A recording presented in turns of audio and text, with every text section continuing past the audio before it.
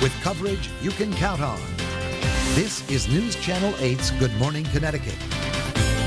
Still to come on Good Morning Connecticut this morning, we're talking about the MS Walk 2009. Dr. William Petit is here talking about his family's legacy and this year's walk in Cheshire and across the state. That's coming up next on Good Morning Connecticut. Back now at 7:23 on this Saturday morning. Later this month, thousands of people in Connecticut will take to the streets to battle multiple sclerosis. Several MS walks are happening, and they're happening all across the state. The walk in Cheshire certainly has taken on some special meaning, a community helping to continue the Petit family's legacy in the fight against MS. Dr. William Petit joins us this morning, along with the President, Chief Professional Officer of the National MS Society of Connecticut, Lisa Gerrol. Good morning to both of you. Thanks for being here. Good morning. Thanks for having us. The MS walks have been going on for a long time, and they are really the highlight, the big event of the year for the MS Society, aren't they? Absolutely. Tell me a little about how they've grown and how really they are available to everyone in Connecticut. Well, the Walk MS, which is it's actually called Travelers Walk MS, presented by St. Francis Hospital Medical Center, has been going on for more than 20 years. I've been with the Society for 15 years. And at that point, it was a very small event, raised about $123,000 with about 500 walkers.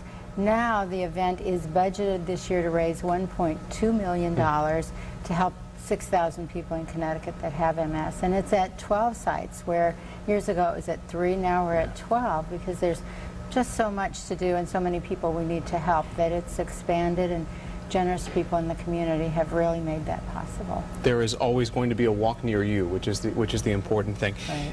Dr. Petit, your family so long was so involved in the fight against MS, and it's something that you are continuing to be a chief spokesperson for. How important is it to you to continue that legacy?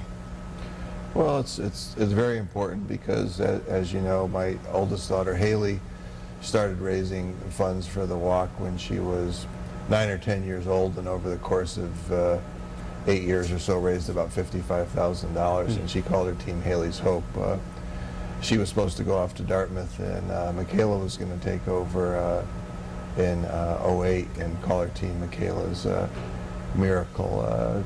Haley had wanted to start raising funds because she thought that she could, if she could cure MS, raise enough money, she could cure MS and save her mother. I was going to say, the girls were doing this for their mom personally, but of course when you're doing this for everyone, but on a first-hand basis they were seeing their mom deal with it. Yeah, and like many people with MS, Jen had a variety of symptoms that waxed and waned over time that weren't completely clear, and it took a while before she was diagnosed, and like most people, even though we were both healthcare professionals, we were pretty shocked at the time of the diagnosis.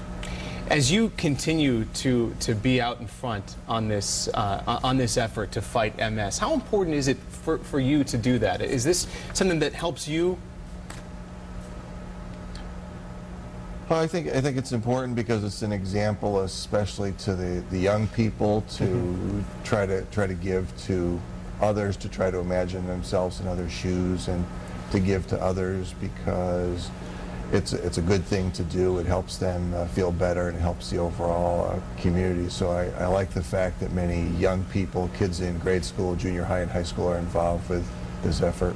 It is fun to go to these walks and to see the teams of people. They're wearing T-shirts. They're all walking for someone individually, but at the same time, as I mentioned, they're walking really for everyone. The walk in Cheshire is certainly going to be a big one. Our own Darren Kramer will be the Grand Marshal. Tell me some of the details in case folks want to be involved in these walks. Absolutely. People can sign up now. They can go to our website, ctfightsms.org. And the walk actually starts at 9, registration's at 8 o'clock in the morning, but it actually kicks off with a ribbon cutting at 9. People can walk 2.5 miles or 5 miles, whatever they'd like. And then at the end, there's a wonderful finish line party with Subway sandwiches and Coca-Cola, and just very, very festive. And there will be definitely more than 1,000 people at that site, and over all across the state, probably about 7,000 people are participating. Most of the walks are happening next Sunday. There is one Right. walk in Woodstock happening the week after that, right? Exactly, you're so right. And I believe Gil Simmons is going to be the Grand Marshal of that walk. That's right. Get all that information. You see some of it on your screen there. All that information is also on our website at WTNH.com. We'll link you to the MS Society's website Yes, as well. absolutely. Dr. Pettit, Lisa Gerrol, thanks so much for being here. Thank you for Best of having luck me. and best of weather. I know that there have been some rainy mornings, and I'll tell you, it's even more inspiring to be out there on a rainy morning and see those people walk because you know what they're walking for. So appreciate you being here this morning. Thank you, Chris.